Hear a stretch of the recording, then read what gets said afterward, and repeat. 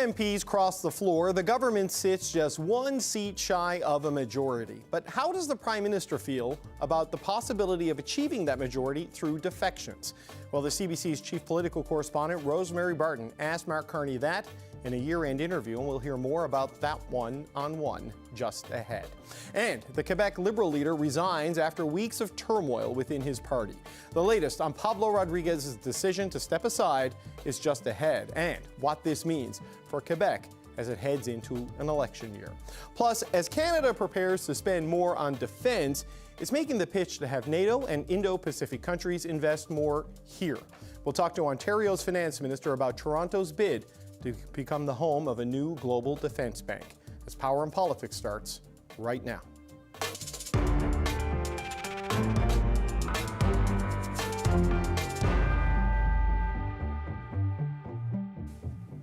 With the government on the edge of a majority after last week's surprise floor crossing, the Prime Minister suggests there is still a spectrum of MPs enticed by his brand of governing.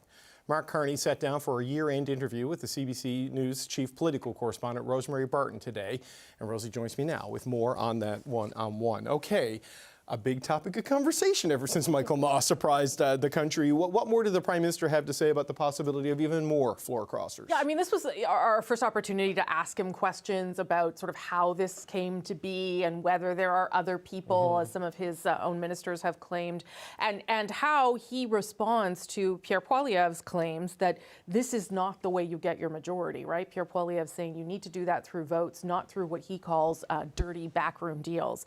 Right. The Prime Minister made it clear that he believes there is, as you said off the top there, a spectrum of MPs, a variety of MPs who are at this moment in time questioning the best approach to governing the country. He talked about how there are people who don't believe that slogans are the best way forward, that do believe that actions are the best way forward.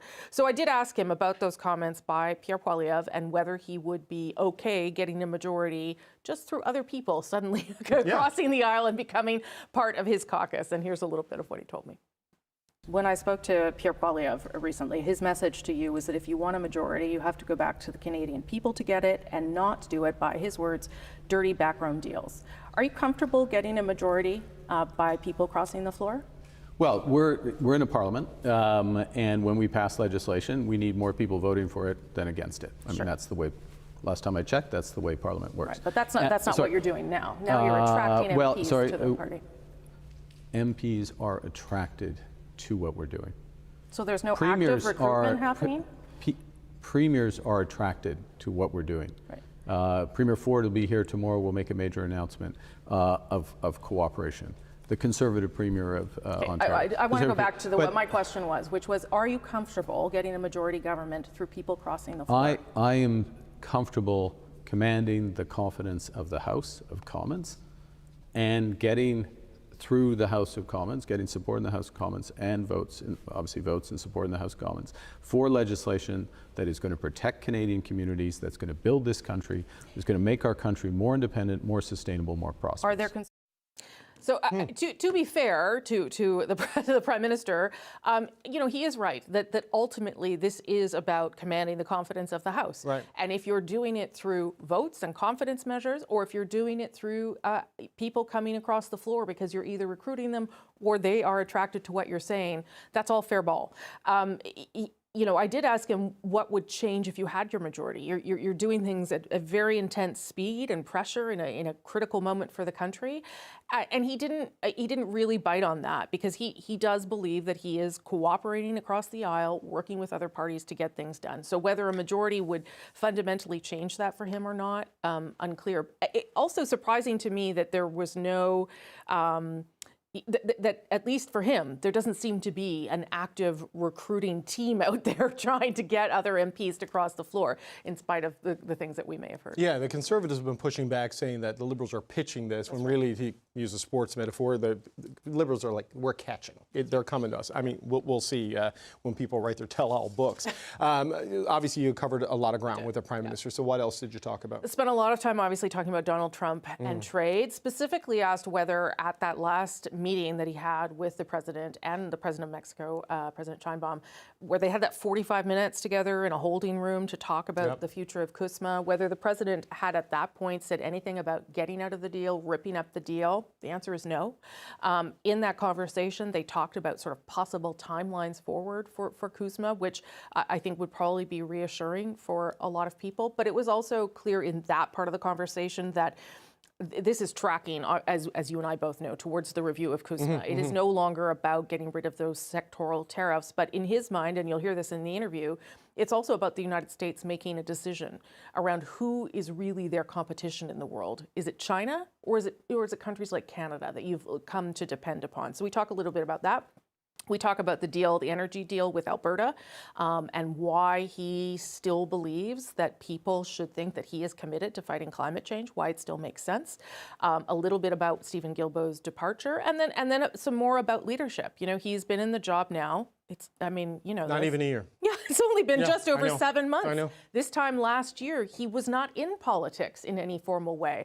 So sort of some of the ways he's approaching this job, and whether he's found any of it surprising or challenging, I think it's fair to say that even for someone like Mr. Carney, who's come in with an enormous amount of experience, he does find the pace of things fairly relentless as he's trying to stay on top of a variety of different files and work with partners right around the world. So I think it gives you a little bit of insight. I know you've interviewed the Prime Minister before I did, so I know you've done this already, but it does give you a little bit of insight now, 7 months later, into how he's approaching this job and some of the big challenges. Yeah, look, the pace of change, right, as you say, a year and 1 day ago, Chrystia Freeland resigned, in part because Justin Trudeau was trying to get Mark Carney to be the new finance minister, and I don't think he's ever going to do that job, Rosie, and here we are. A year and 1 day ago, I had my question line for Justin Trudeau. And that year enter, which never happened. Yeah, a lot has changed in the last 366 days. All right, Rosie, thank you so much. That's the CBC Chief Political Correspondent, Rosemary Barton. And you can watch more of Rosie's year-end interview with Prime Minister Mark Carney on Rosemary Barton Live this Sunday, and a CBC News special, a year-end interview with Prime Minister Mark Carney. It airs on 10:30 a.m. on Christmas Day, which, of course, is December 25th. Okay, some more Liberal leadership news. Quebec Liberal Party leader Pablo Rodriguez has stepped down after weeks of turmoil in his party. Sources told Radio-Canada that Rodriguez announced his resignation during a meeting with his caucus this afternoon. The former federal MP and Trudeau-era cabinet minister had only been at the helm of the Quebec Liberals for 6 months, and now they got to figure out who's next. The CBC's Cathy Senet has been following this story. So, Cathy, we know he's leaving. What else do we know right now? Well, Pablo Rodriguez will hold a press conference at 10:30 tomorrow in Montreal. His resignation comes after he and his party have been facing an internal crisis for a month. And Rodriguez held on with support from his caucus until now. And we know how pivotal this is. So that support held for a while. But as the revelations kept coming, the tide shifted, especially in the last few days, because MNAs were back in their ridings after the legislative session at the National Assembly, and that marked the beginning of the end for his leadership. It was a very tough moment. Some MNAs have been supporting Pablo Rodriguez for a long time, but had no choice in the last few days to say it was over. I mean, this has felt inevitable from here in Ottawa. I mean, you obviously have a much closer view of it, but how do we get to this point of all of this turmoil inside the Liberal Party of Quebec with an election not that far off? Exactly. So former federal minister Pablo Rodriguez became the new Quebec Liberal leader in June. So about 6 months later, he was under enormous pressure to resign. It started when star MNA Marois Risky was suspended and then kicked out of the Liberal caucus because she fired her chief of staff, Geneviève Hintz, who worked with Rodriguez in Ottawa without telling him. And from there, David, a series of dominoes began to fall, with weekly and sometimes daily bad news about the leadership race that Rodriguez ended up winning, including allegations of a pay-for-vote scheme. Not long after, the Quebec's anti-corruption squad, UPAC, confirmed it was investigating the Quebec Liberal Party. There are also allegations that the businessman reimbursed donors for contributions to Rodriguez's campaign. That practice is illegal. Rodriguez also gave $20,000 to his wife to rent his office in Montreal during his leadership race. That practice is not illegal, but Rodriguez said that he wouldn't do it again. So basically, every time journalists were questioning Pablo Rodriguez in the last few weeks, he had to defend his integrity, but more particularly, his leadership. Right, and that's no way to go into an election year, right? When you're constantly asking questions like that, you're not going to get a clean day for your message. So what's next? I mean, the election's not going to move just because Pablo Rodriguez quit. I mean, what's next for the party as they look for their next leader? If I can come back to your comment, because Rodriguez became a distraction. Mm-hmm. This is Absolutely. what you don't want. So the party is now without a leader heading to an election year. And the Quebec Liberal Party seems to want to have a short leadership race that could last from 4 to 6 weeks and could start at the beginning of 2026. It will need a strong leader that appeal to Francophone regions where the Quebec Liberal Party needs to be doing better because Quebec Liberals are very good to appeal to Quebec, to English-speaking Quebecers, for example. We got a confirmation who won't be a candidate, Marois Risky, because political analysts mention her name quite often in the last few hours. She confirmed on social media that she has no intention to run. She had previously announced that she would not seek another mandate in 2026.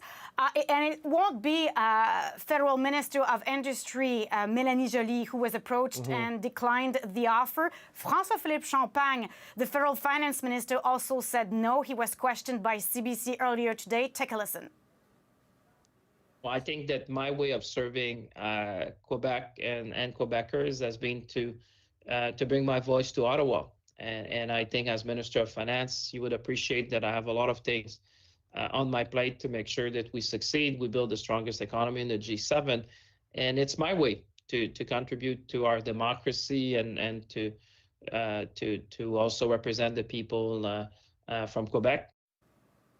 So, David, this is a very important moment because the Parti Québécois has been leading in the polls for more than 2 years and has promised a referendum on Quebec independence in its first mandate after taking power. And the CAQ, Premier François Legault's government, has been unpopular for months and months. So the stakes are really high for the Quebec Liberal Party, and the clock is ticking because the next provincial election in Quebec is on October 5th, 2026. Okay, so you've got a busy 9 or 10 months ahead of you, Cathy Senet. I do. This is CBC's Cathy Senet in Quebec City. Thanks so much. My pleasure. Okay, so with the Liberals already lagging behind the Souverainist Parti Québécois in the polls, what could this resignation mean for the fast approaching provincial election next year? For more on this, joining me now, we have Michel Courchaine, who is a former Liberal MNA and Deputy Premier of Quebec, and Rudy Husney, a former advisor to Prime Minister Stephen Harper. I want to thank you both for being here on a very busy day. Rudy, just start with you. I mean, this has felt inevitable for a while. Did Pablo Rodriguez have any other choice but to quit? No. It's been 4 weeks that the media reports keep on dropping in terms of, brownie stories and fling-flang, and the pressure was mounting at caucus. So I think Mr. Rodriguez didn't have a choice but to resign. We're still waiting for him to make a public statement and to make a press conference. We expected that it's going to be tomorrow, but he did inform his caucus today at 2 o'clock that he is stepping down. And yes, it was the correct decision to make, especially with everything that has been going on in Quebec. The Liberal Party of Quebec has been completely neutralized with all those stories, not being able to get any credit, for example, for the work that has been done by all the current members of the National Assembly, just because of all those ongoing stories about his leadership race. So Michel, where does this leave the party? I mean, 2025 is not an election year, but it's almost over. And there is an election in 2026. How do they rebound from this in time for that campaign? Well, we'll see. There will be a race, hopefully, because I think it's better to have a race and see who will be there. As you know, Cal Bradburn and Charles Milliard were two running guy. They lost. Pablo Rodriguez won. So surely Cal Blackburn will be part of the race. Mr. Milliard seems to hesitate, but in my mind, he will be there. And it's better to have a race. Why? Because the situation is so difficult that I feel that the members of the Liberal Party should be able to, this time again, choose the best person to become a leader. So I think it's going to be a quick race. What I hear is the party is already working on that, so it's going to be short. And hopefully we'll have other debates, we'll have other vision, and we'll be able to rebuild. We still have time, but the leader has no, how can I say, that won't have any droit à l'erreur, no time for mistakes. Yeah, no margin of error, no flexibility. It's got to go right. well. So the challenge for the next leader will be very, very difficult, but not impossible. The Liberal Party has all the energy, the experience, the strength to, they have conviction. There's a very, very important election next October. So they will be there, but they'll choose the person, the man or the lady, but I think it's going to be a man, who have the better choice to, if not win the election, have some gains, especially with the Francophones, because the difficulty for the party is to regain the trust of the Francophones voters. That's the challenge. So Rudy, look, if 2025 has taught us anything, is political circumstances can change dramatically, even when you change leaders. But the word here in Ottawa is François-Philippe Champagne, Mélanie Joly, not going to get into this. It would be, maybe more of the candidates that Michel has outlined. But we look at the public opinion polling, the Parti Québécois 10 to 20 points ahead. They seem inevitable. I mean, what does this mean for the Quebec Liberals' chance to cut into that lead?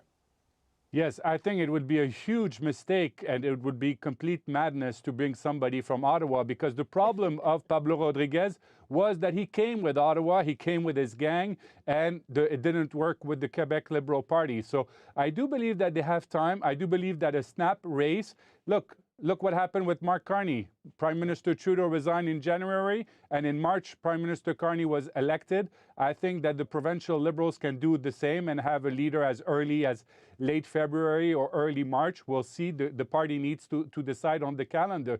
But look, it's going to be a very important election. Yes, people want change in Quebec. They're looking for change. For the moment, there's a lot of people who are, yes, putting their support behind Paul Saint-Pierre Plamondon and the leader of the Parti Québécois, but that they are against a referendum. So in a way, they're kind of parking their vote for the PQ because the Quebec Liberal Party wasn't able to be competitive because of its leader, because of Pablo Rodriguez. So I do believe that if they change their leader and they put forward a candidate with an economic background that is able, exactly as Michel said, to win the hearts and minds of the Francophones in Quebec, they can be competitive in that election comes October. So Michel, this is the question I have as someone outside of Quebec about the PQ lead. Is it just about the desire for change? Because the Premier, François Legault, is saying that it won't hold because it's synonymous with a sovereignty referendum, and we don't want that, to quote the Premier. Now, I don't know if that's self-serving analysis or if you share that analysis, but how durable do you think this PQ advantage is at the moment? Well, I think it can be a kind of fragile because voters are looking for an alternative. So if there's no alternative, because François Legault is not very popular these days, well, that's the reason why they're looking to the PQ and saying, you know what, we're going to elect the PQ, but when the referendum will come, will say no. Because if you look at the polls, Quebecers don't want sovereignty. And it's still the case. But, you know, in politics, we say sometimes a month is an eternity. I will say 24 hours sometimes is an eternity. And a lot of things can happen until the election in October. So we'll see. But, and maybe François Legault will, you know, remain and stay. A lot of people thought that he would leave, but he won't leave. He'll stay there. He's the founder of La Coalition Avenir Québec, so he'll stay there. And maybe he'll go, he has maybe a chance to go right in between.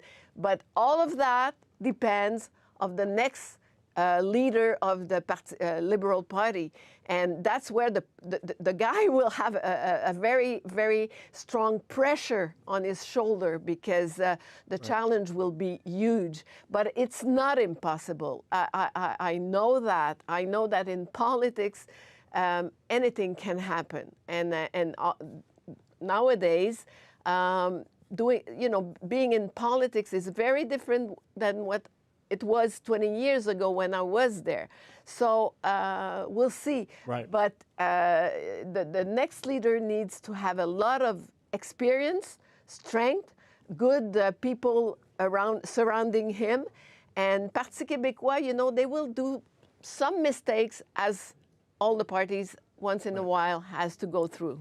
Well, Rudy, just as a final point, political leader, potential leaders with those qualities, they're in short supply. Who is the person you can see stepping in the time available that might give the Liberals their best shot in Quebec and cut into that PQ lead? Yes, so there's two candidates that were former teammates and lost. Charles Milliard came second in the last race. Right. He comes from he has an economic background. Also, Cal Blackburn, who's a former member of the National Assembly, also a former CEO of the Business Council of Quebec. Those two persons would perhaps be candidate. But don't forget, there can also be somebody from also the private sector. The advantage is that we know exactly when the race is happening. It's going to be happening in October. The Premier already said that there's not going to be any spring election. So for somebody who wants to fight and make sure that Quebec stays in Canada, that can also be a good challenge, knowing that in a year or so, he or she can be Premier in November. A fascinating year ahead in Quebec politics. Well, there's always fascinating years, but this one in particular. Rudy Husney, Michel Courchain, thank you both so much for joining us today. Thank you, David. Thank you. So with the Quebec Liberals suddenly without a leader, how much more likely is a new referendum on Quebec independence? Later this hour, the Power Panel is here to discuss the national implications of Pablo Rodriguez stepping down. But first, U.S. President Donald Trump addresses the nation tonight. Coming up, what to expect as Trump faces new lows in popularity.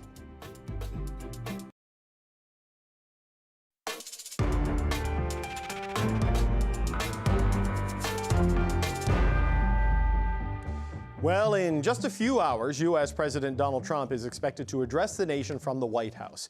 Trump's spokesperson says the president will outline his accomplishments in the past year and his agenda for the next year as the U.S. heads into crucial midterm elections. The CBC's Chris Reyes joins us now from New York. So, Chris, what can we expect from the world's most unpredictable leader? Is it really just a list of what I've done and what I'm going to do? I mean, where are we? Yeah. What can we expect, I feel, might be the wrong question, David. But let's start with the basics, so the boring stuff, straight from the source, what his press secretary says this speech will be all about. So Caroline Leavitt said that the president plans to focus on what he sees as the accomplishments of his administrations of the last 11 months, and then what he wants to deliver over the next 3 years. And then straight from President Trump, he said on social media earlier this week that it's been a great year for the country, that the best is still yet to come. And then he repeated that again as he was headed back to Washington. Have a listen to what he said. Well, I think the message this evening is we inherited a mess, and we've done a great job, and we continue to. And our country is going to be stronger than ever before very soon.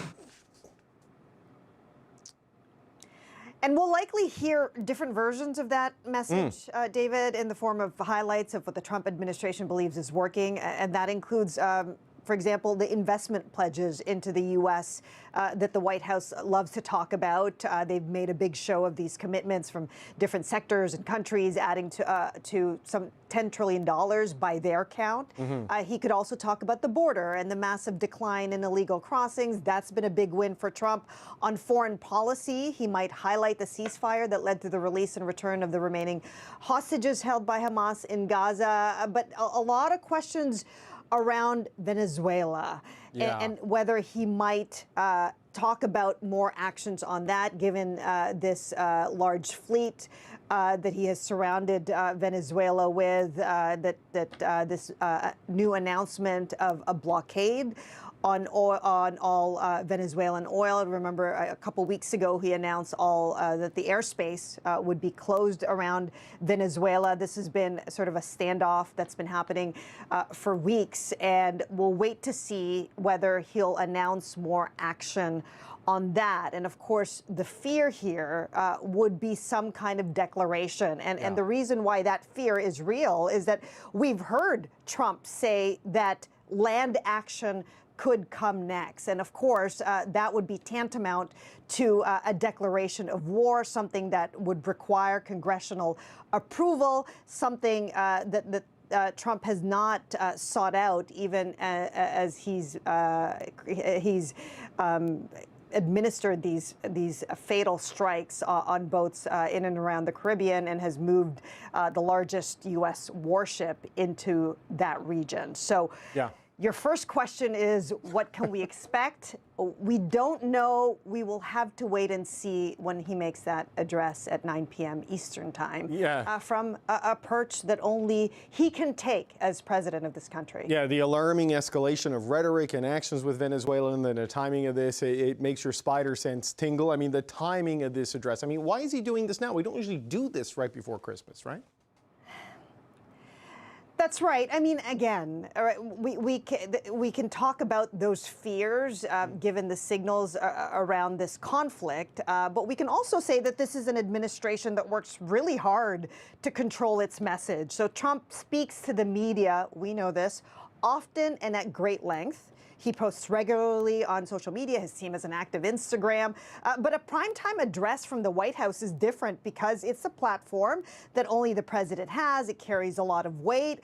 And that's one reason to give this speech. And of course, as you talked about, timing is another. He's closing out his first year in office, a year with enough to defend, including backlash over immigration policy, tariffs, and then again, those actions involving Venezuela. All of this, as many everyday Americans, David, are going into the holidays feeling pretty strapped, especially those federal workers that went for weeks without a paycheck. And remember, fixing the economy was a defining issue that lost Biden the election and was central to Trump's campaign. And then here we are a year later, and many Americans will likely say that they haven't felt any big change in the economy. And a perfect example of that, David, is the fact that New York just elected a social democrat for a mayor who ran almost entirely on an affordability agenda. So there's a lot here for Trump to counter, especially when the stats are in his favor. You talked about his polling numbers being at an all-time low. Inflation is still around 3%.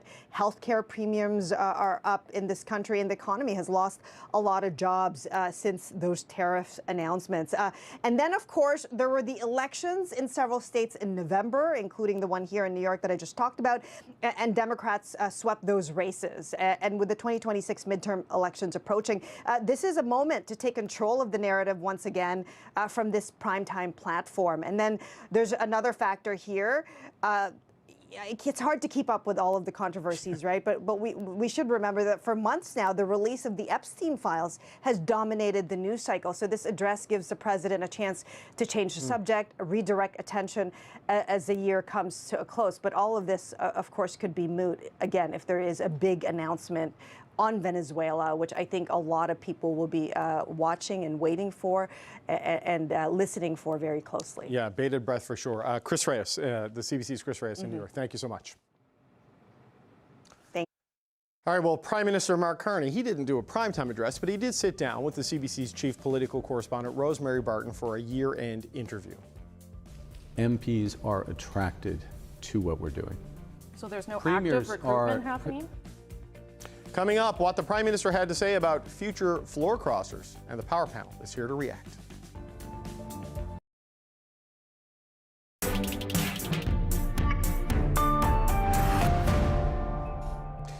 Prime Minister Mark Carney is keeping his door wide open to more potential floor crossers. Speaking to our chief political correspondent Rosemary Barton today, the Prime Minister says there are a spectrum of MPs who are attracted to his agenda, and they're all welcome to join the Liberal caucus.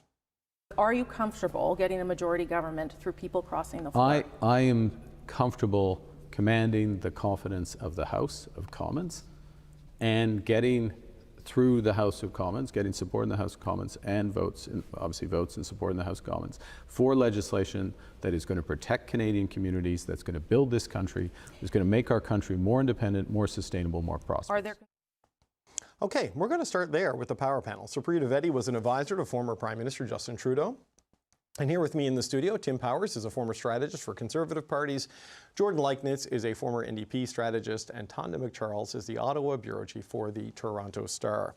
Tonda, that's a subtle wooing, about as subtle as a punch. Confidence commander in chief. What do you make of that? The door's open. There's a door jamb underneath it. The second door is being opened up. I mean, what do you think? he's open arms to all comers. And to the question, the substance of the question was, are you comfortable basically not having won an election, majority via an election, and scooping them up across the floor? Sure, he is.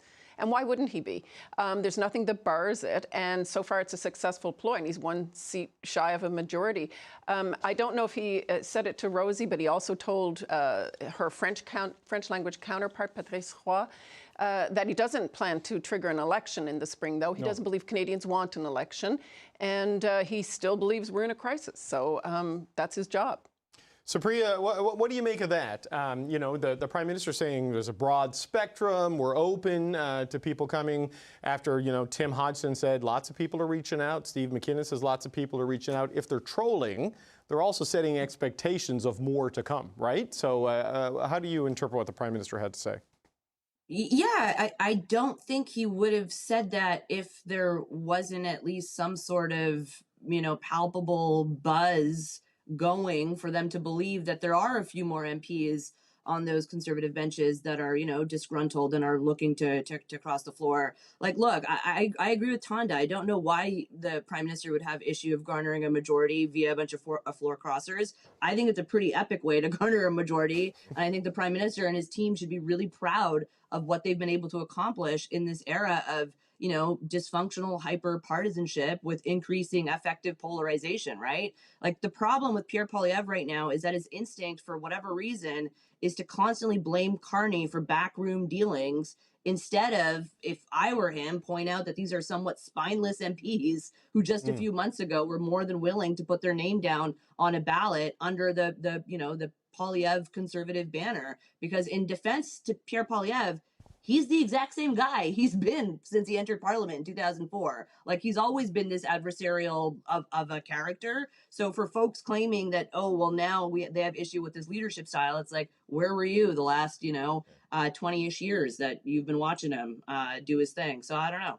Yeah, Tim, I mean, that talking point from the Conservative leader about it's not a question of my leadership, it's the sneaky Mark Carney stuff is like, in sports, you don't complain that the other coach is trying to beat you. You know what I mean? And continues to try to score on you. It's welcome to competition, right? But, what do you make of what the Prime Minister is saying there, that there's this broad spectrum and the door is open? Well, just let me pick up on what Supriya was saying. I mean, the Pierre Poilievre is trying to make the argument, this is the wrong way to go about getting a majority, and they were elected under the Conservatives, and they knew what they were getting, and they stood for all of this. And fair enough as an argument. He's got to make some argument, but I don't think it's going to stick with the public, particularly if Mark Carney is able to have some more MPs migrate over, and all of a sudden there's a majority government. 3 years from now, I don't think anybody necessarily is going to remember whether or not somebody crossed the floor over that period of time, but we'll see. For Mark Carney, why wouldn't you troll? I mean, it's a target-rich environment for him at the moment.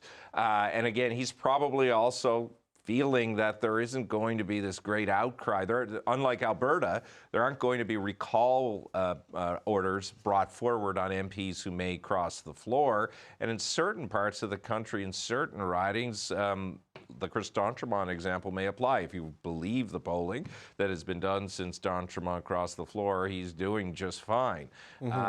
So why wouldn't you try that? And look, this whole notion, I just find it really rich. Today it's the Conservatives. Previously it's been the Liberals. Anybody remember Winston Churchill? He crossed the floor twice. Like, this stuff happens. Well, he had to get something, and then he had to bring it back, right? I mean, is that... Yeah, exactly. The Conservatives have done it too. The Conservatives have accepted Liberal floor David crossers. Emerson, Stephen Harper. Leona Ellsworth. We don't have to go all the way back to Harper's years. We can go just to recent Conservative history. But she was leaving government to go to opposition, so opposition. slightly different vibe there. It's a floor crosser. Oh, look, yeah, it is. It just, context is a little bit different. I don't know. Jordan, in that interview, in addition to saying, doors open, come on in, the Prime Minister said they're not pitching, they're catching, that, that he, not his words, my description, that the Conservatives came to them, which is something the Conservatives are pushing back on. But they are scooping people up from battleground ridings too, right? Acadie Annapolis and Markham Unionville. What do you make of what Carney said there? So, I mean, I find it such a weird distinction to make. They're not pitching, I mean, like, of course these conversations are happening, right? And to the Conservative counterpoint, like, nobody cares, right? It's really about what the ultimate outcome is. But, I think it's so interesting because the Prime Minister was talking about the wide spectrum of interest that they're garnering. But actually, it's a pretty narrow spectrum, really. They're garnering interest from Conservatives who are in battleground ridings, some of whom, like in Annapolis Royal, would have had some difficulties potentially in their election, but you're not hearing any talk of New Democrats potentially crossing the floor. Well, I'm just going to say, as part of this. No, I've had at least one New Democrat name whispered in my ear, but I have nothing to say how serious it is. But it's been talked about. I think though, what's interesting politically about this is that you're seeing the Liberals rather now forming a majority out of Conservatives. Right. They are building their majority out of Conservative MPs, and that's in a way because they're quite comfortable making that switch. A lot of the policies that Carney is putting forward are things that fit very nicely traditionally with the Conservatives, so it's not such a big gap. And a lot of those folks who ran, they didn't run to be in the backbench in the official opposition. They ran because they were going to form government, as was the case right up until Justin Trudeau quit. So there's definitely, I think, a mismatch of expectations for some of them. The only thing I would say the Prime Minister does have to be careful about is the old Liberal trap, and Bob Rae used to talk about this, of triumphalism. Now, in the clip you played, he doesn't sound like he's going there, but certainly Pierre Poilievre, the other option he has is to point there and say, look, same old Liberal hubris and the like. If the Liberals are too celebratory, if they're too giddy in the way in which they're recruiting others, more of what the Poilievre is trying to sketch out in terms of same old Liberals will apply. The challenge Pierre Poilievre has had so far, because Mark Carney has not allowed him to do it, is to paint him as any old Liberal. So we're at a moment where Mark Carney may get his majority, but he's got to be careful with how he paints it so he doesn't create, for the Conservatives, opportunity. Pierre Poilievre wants that opportunity to be painted, but the bigger challenge comes is if somebody from the Conservatives does cross again, the dynamic in the Conservative Party is going to change. Well, Tom, to a degree over time. No, I know, but like Tom already, it feels like there's a little bit of a, I don't know, there's something happening with the Conservatives right now because of all the instability, Tanda. But if he does build a majority out of Conservatives, the Prime Minister, he's kind of a progressive conservative, right, in his approach and style. So the Venn diagram of what he's interested in and what they might be interested in, it's a whole lot different than the overlap between Trudeau and Singh. And it isn't, he's a different kind of progressive than, say, Justin Trudeau was. Certainly, he's willing to accept Chris d'Entremont, who is not a pro-choice MP, into a Liberal caucus. That would not have been possible, at least in theory, under a Justin Trudeau Liberal caucus.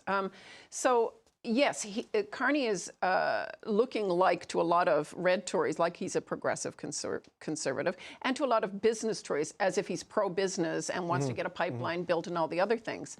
I think the bigger challenge, and a bit to what Tim just mentioned, look, there are big problems, I think, that Poilievre hasn't yet addressed ahead of a leadership review. And while I think many of us thought maybe some of this would be quelled at a leadership review, I'm not sure it is. I mean, Mr. Ma's crossing signaled that, you know, he was completely unexpected, a surprise to everybody in this bubble here in Ottawa.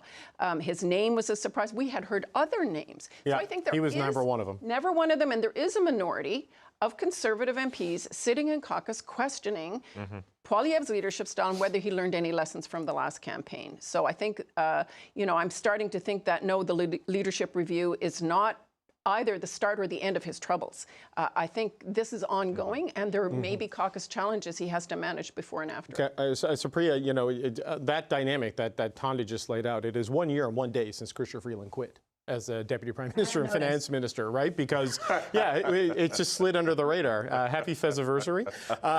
But how much it has changed things.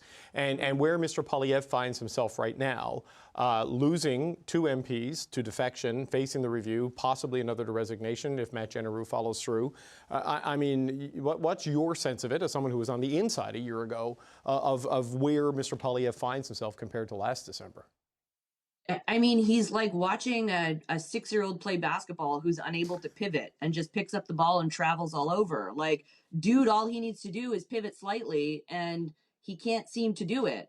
So I could certainly empathize with if you are a newer MP or you are an MP who expected some sort of, you know, grand lessons to be learned after, you know, the Conservatives lost a 4th straight election to the Liberals, that there would at least be some soul searching, but that doesn't really seem to be the case. Now, I think a lot of Poilievre defenders will point out that, you know, they have made inroads with a bunch of different demographics and a record high Conservative, you know, vote tally doesn't necessarily point to trouble for the party. But I would just say that the longer we're having these sorts of conversations and the longer there's this air of, well, will there be more floor crossers or won't they? This is going to be hanging over his head. And until he's able to either quell the bleeding in terms of actual members bleeding over to the Liberals, or is able to present himself in at least, you know, somewhat of a more sympathetic manner to people that are questioning his leadership style, the more he does these sorts of interviews where he's showing he's the exact same guy from 2004, it just reminds people why he blew a 20-point lead. Right, but, you know, Tim, on that, look, we'll have conversations on shows like this all the time, right? But it's whether it's happening inside the Conservative ranks and inside the Conservative base, right? Outside of like jittery caucus members and people like that. I just wonder, the party is still at neck and neck with the Liberals in the polls, right? Mr. Poilievre expanded the Conservative coalition and made it younger. He has personal popularity problems with non-Conservative voters. There's no question about that. But given all of that success on his side of the electorate, you can understand the impulse to stay the course because you get the sense it could be a matter of time. I just don't know if that is real or not. Well, that assumes that a lot of the variables that were in play stay the same as well, too. And that's a dangerous assumption. I mean, the whole Conservative campaign, arguably, in 2025 was predicated on running against Justin Trudeau. And to use his great basketball metaphor, there wasn't a pivot point. And continuing the sports metaphors, driving Tonda and Jordan both nuts, we've seen a lot of, you know, Edmonton Oilers. Take Connor McDavid out. You can assign him. No. The current. Come on. They've gone to the Stanley Cup Finals twice. They've gone to Game 7s, but they couldn't do it because there's still a part that's not there. So it's great. It's great to get, you know, the Conservatives rightly have celebrated. Yeah, we got silver. But if you don't know how to get to gold, you're going to be stuck at silver. And I think Mr. Poilievre is in this weird place at the moment where he is focused in January, as he should be, and he knows the gold in January comes from being as he is. But to actually win an election, you have to think there's an addition to his game or two additions to his game that are necessary. Break the sports metaphor. No, Jordan has a sports analogy she's going to drop. Entirely. Right? Like it's a math problem at the end of the day. Thank you. For Poilievre, Thank you. right? Leave it to the New Democrat to make it about school. No, go ahead. It's about math, yeah. And look, the New Democrats are part of that math. A squared plus B squared? No, okay. So The result that the Conservatives were able to get in the last election was predicated on a collapse of the NDP vote that was orchestrated in part by their negative advertising, right? And the particular conditions flowing out of the confidence and supply agreement that the Liberals and Conservatives had. Those conditions don't necessarily exist in the next election. There's going to be a new leader. There may be so that would be important for the Conservatives to see some growth in the New Democrat vote share if they wanted to have a shot there. And of course, the other question that's very important for Poilievre is not whether or not he just appeals to party members and the base and the people who are going to turn up to the convention. It's who he can grow with in the potential vote universe of the Conservative Party. And I think what we're seeing from the numbers, and particularly his leadership numbers as they've developed after the election, where they have deteriorated steadily since April, is that among the voters that he would be most likely to need to win over in order to make those gains, in order to potentially win a general election, he's actually becoming less likable and less popular.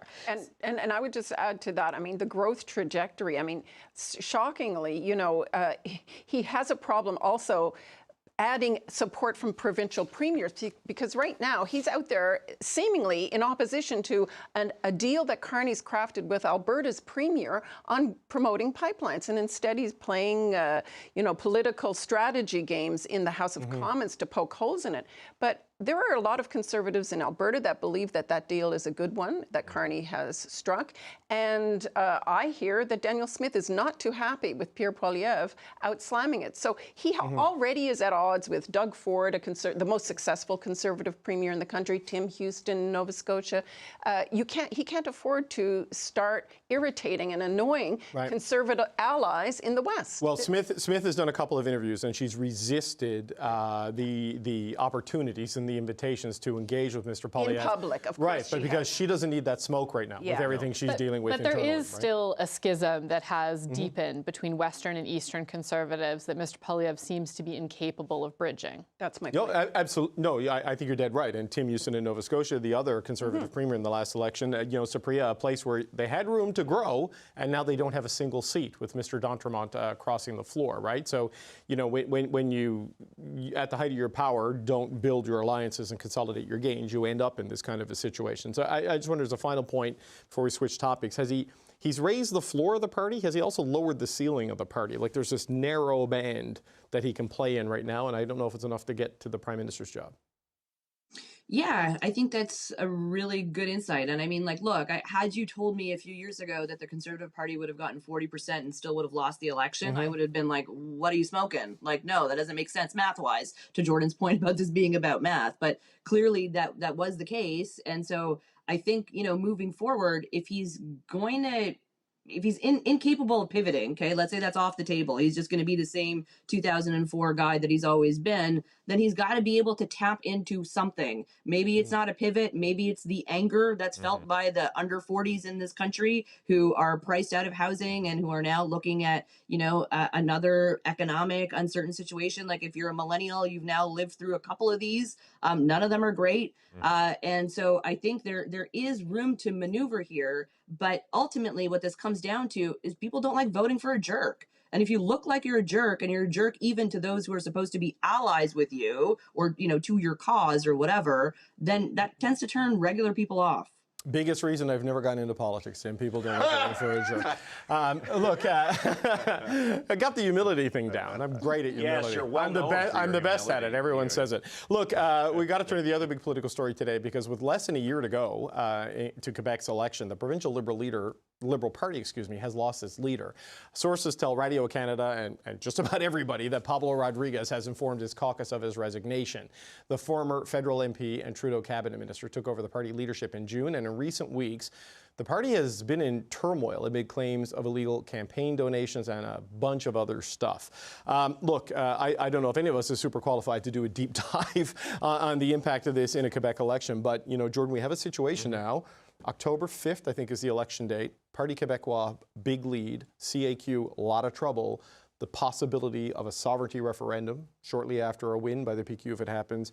And now a leadership vacuum at the top of the Liberal Party. Where do you think this leaves things? Yeah, I mean, I think nowhere good for the Federalist cause, that's for sure, because what this is going to mean is that unless the Liberal Party is able to quickly name a successor leader, that they will be in some turmoil heading into an election that will leave the field really open for the PQ and the CAQ on the sovereigntist side to define the terms of the election in a way that will put that issue front and center for voters. And I think this is also a bit of a blow a little bit to the federal Liberals, I would argue, because when Rodriguez left, of course, this was the loss of the Quebec lieutenant. This was the loss of a major Quebec organizer for Carney. And it just is not true that you can bring somebody from federal Liberal politics and drop them into Quebec provincial politics and have that be necessarily successful. The Quebec Liberal Party is a different animal. And what in the end, I think, damned his leadership wasn't just the scandal, but it was his inability to manage that party internally between the old line members of the party and the people who have links with federal Liberals. He wasn't able to bridge that and consolidate support around his leadership. And so in the end, people were not willing to stand by him through that. So those challenges are going to remain for the party, for sure. He left and sat as an independent while Trudeau was still Prime Minister. Am I right on that? Am I remembering the time? Yeah. So many things have happened. Briefly. He was January. Briefly an independent. In January, briefly an independent. Then the Liberal leadership race got underway. Right. By then, he was gone for the Quebec race. Right. So this is why you're a bureau chief, and I'm just like I'm talking head on TV. You I've remember also, stuff, right? Well, also I've covered a number of elections in Quebec. I've covered a couple of the referendums, and I do get a bit of the dynamic. It often, actually, in the recent weeks, has reminded me, as we've seen the rise of the PQ, and Philip Fournier at 338.com says the CAQ, by the way, is nowhere. Zero seats. Cooked, right? Zero seats. But as that sort of momentum gathers, I'm reminded of, in 97, 98, when the Quebec Liberal Party appealed to Jean Charest, who was then a Conservative, leading the Conservatives, had just led them out of the political wilderness to about 20 seats in Ottawa, to come back and, fight for the Federalist cause. He did. It took him a while, though, to win an election. But the Federalist and Sovereigntist battle is afoot now. There's likely going to be, if the PQ wins, a referendum within 3 years. So, yeah, I think that they're sweating buckets, and I think that they want someone in place soon. François Philippe Champagne today said, no, not me, I'm not Jolie stepping is a up. no. Yeah, so I think that they're probably really wondering who leads us through this. So, Tim, this is what I wonder about, like a snap change in Liberal leadership in a change election year. We've lived experience of it working. I don't know if those ingredients exist there, because it's not the Liberals who are down in the polls as the government. They are the middle party, basically, right now, between the PQ and the CAQ. But the Federalist fight, I wonder about this, because we've seen Stephen Guilbeault leave the federal cabinet. The focus has been on the West. Very quickly, the focus in Ottawa, if the PQ is going to have to shift back to Quebec in a massive, massive way. Well, and the cycle would suggest we're headed in that direction. It's been a long time, thankfully, since we've had a referendum, 1995. So we've been 30 years going on 31 without one. Well, we had Charlottetown referendum in 93, Right. So it's not that long ago. True, but okay, maybe it's 30 years. All right, it's long. In Tanda's analogy, though, there is no. The one she referenced, there is no Jean Charest-like figure at the moment either. There's no Quebecois national leaders. Sorry, Denny Cordier, really? I know you want to go, but we all love Denny. But Denny will not. Well, Denny will probably put his hand up, and he won't go anywhere with it for a bunch of other reasons. But it's worrisome because of so much that was at stake. Don't forget, in that Charest scenario, as Tanda well knows, I think Mr. Chrétien was quietly encouraging him. Mr. Mulroney was encouraging him. Both sides. A lot of people were saying, you need to do this for Canada and for Quebec. I don't know. I don't know how many Hail Mary candidates you can have in 1 year. You had Mark Carney here. You talked about some. Mark Miller's in no position to go do this right now, though he would be appealing to Anglos, perhaps. I don't see Stephen Guilbeault appealing to a broad section of Quebec voters outside some in Montreal and the environmentalists. I don't know who's in the Quebec Liberal Party that in and of themselves could do this. Look, parties always find leaders, so it's not mission impossible, but it's a tough one, and it is a worry for Canada. But you know, Supriya, it sounds like Charles Millard and Mr. Blackburn, who ran last time against Pablo Rodriguez, those are going to be the candidates there. That's for the Quebec Liberal Party. If it does persist to a Parti Québécois victory and they follow through on the referendum plan, and why would you doubt them? There is, you know, it was Jean Chrétien, Jean Charest, Paul, it was a different cast of characters in the leadership. There was a coherent, consistent national media, no social media, no algorithms, no president of the United States hostile to a united Canada. It's a whole different cocktail, you know, in 2026 and beyond if it does shift the PQ's way. Yeah, totally. But I mean, guys, let's not forget, Jean Charest wasn't exactly without his own whiff of scandals while he was premier, right? Like, so, and in fact, I would say that it's likely because of the Charest-led Liberals in Quebec that have sort of made this so untenable for Pablo right now, right? Like, because the second you have this whiff of corruption and scandal that's engulfed the entirety of the Quebec Liberal Party, you know, we were starting to sort of move away from that, but given the party's past dealings, like that seems like an impossibility to do at this point. So whoever does do it, taking that leadership job, is going to have their work cut out for them. And I don't know, like I would just also say that as far as political scandals go, like this is a bit of a weird one, right? Because it didn't actually start with the Journal de Montréal reporting on those text messages. It started because the Marois Rizki, who's the, you know, she was a very popular MNA, was a parliamentary leader. She fired her chief of staff, who used to be Pablo's chief of staff. And that got her kicked out of caucus. And now there's like a countersuit from the her former chief of staff towards her.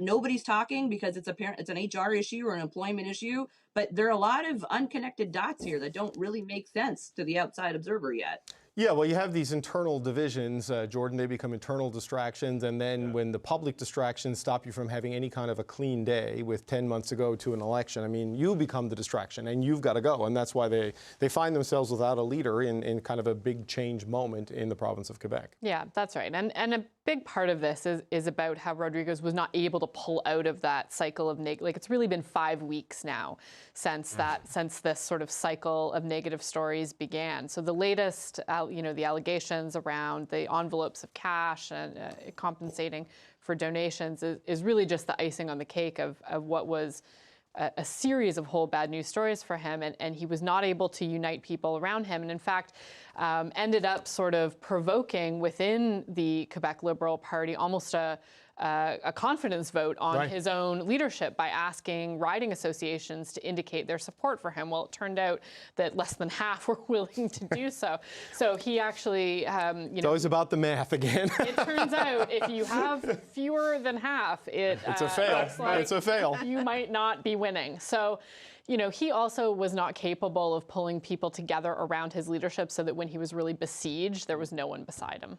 Yeah, and Tanda, you know, all of that, you know, it all adds up, right, to become an unsolvable problem. Yeah, I mean, it's death by 1,000 cuts, but I think there were two big blows. Was the intervention that the police were investigating, the corruption squad was investigating initially. And honestly, that was a bombshell he couldn't get over. The $500 in cash envelopes back to donors. That I don't know how any leader could either profess ignorance of it or get away from it, escape it. I think that was the fatal blow for him. Well, even if you had nothing to do with it, you know, just assume that for a second. How does that happen on your watch? You can't escape it because you benefited from it whether you had a direct role in it, right, Supriya? But yeah, but even the ignorance, to Tanda's point, makes you seem like a bit of a dum-dum. Yeah. You don't know that's going on under your watch, right? So either way, it's not good. Yeah, Tim, when the two explanations are corruption or incompetence, you don't really have a good door to go through, That's right? no A+. That's an F. And given the history, as was talked about earlier, with the Liberal Party still kind of trying to dig out from, and look what happened federally, right? It took the Liberals a long time until Justin Trudeau to really dig out from the corruption, the allegations that were there, and Pablo simply hasn't had enough runway to do that, and he clearly is about to have the plane go into the snowbank right now. There is no path, and Tana, I wonder on this, François Legault was once the seemingly the most invulnerable premier. You know what I mean? He was powerful at the height of his power, and everybody courted his endorsement in federal elections. But don't and here forget we are. that his part of the sort of height of his popularity coincided with a lot of premiers who did well during pandemic, when government trusting governments as a force for good was high. And then as that has waned in all our memories, a lot of those incumbents have struggled, and we've seen flips, you know, in Newfoundland, flipped power to conservatives from liberal. And, you know, so, but I think Legault ran into not just, you know, the sort of sinking of the pandemic highs, but he struggled to deal with some of the very basic frontline issues. Schools and hospitals are in dire state in that province, and he suffered from that. So, I mean, it is shocking, but, you know, it's an adage, you know, politics is a brutal blood sport, and there's a reason for that. Highs are high, but the lows are really low. In economic circumstances, you go back to that referendum in the 90s that sees Parizeau and before that Bouchard, and, you know, we are sick of the establishment. The 90s early 90s were a tough time economically. It's easier to make a case for budget change balancing agenda that was happening. So it's easier for the PQ, who's always slipped in those circumstances. They did in the 80s as well, to come in and say, hey, we're here for you. So you can be the greatest politician, but sometimes, again, back to character and circumstances, they don't align for you, you're in trouble. Quickly, Jordan, then we got to go. There's certainly a cyclical nature to support for sovereignty in Quebec, and you see right now that the young people in Quebec really do not feel that they can get ahead economically, and I think that's a major factor here. And of course, those forces will also do well when they feel that Ottawa is not turned towards Quebec and not attuned to the needs of Quebec, and very much we've had a very Western-focused year so far with this government. Yeah, 2026, I think Quebec is going to move to the front of the line in a big way. That was great, gang. I really enjoyed that. I want to thank the Power Panel, Supriya Dwivedi, Tim Powers, Jordan Likeness, and Tonda McCharles. There are still lots more to come here on Power and Politics. Just ahead, the case Ontario is making for Toronto to become the home for a new global defense bank. We're going to hear from the province's finance minister, Peter Bethlenfalvy. Plus, Quebec's Liberal Party leader resigns ahead of an election year. Radio Canada's Daniel Thibault walks us through what implications that provincial election could have for federal politics. And the Power Rankings panel is here to talk about who's up and who's down on Canada's political stage today. Want to catch up with Power and Politics while you're on the go? Then check out and follow our daily podcast. I'm David Cochran. The Power and Politics podcast starts now, where I speak to the key players in the political stories that everyone is talking about. You can find the latest episode on the CBC Listen app or wherever you get your podcasts.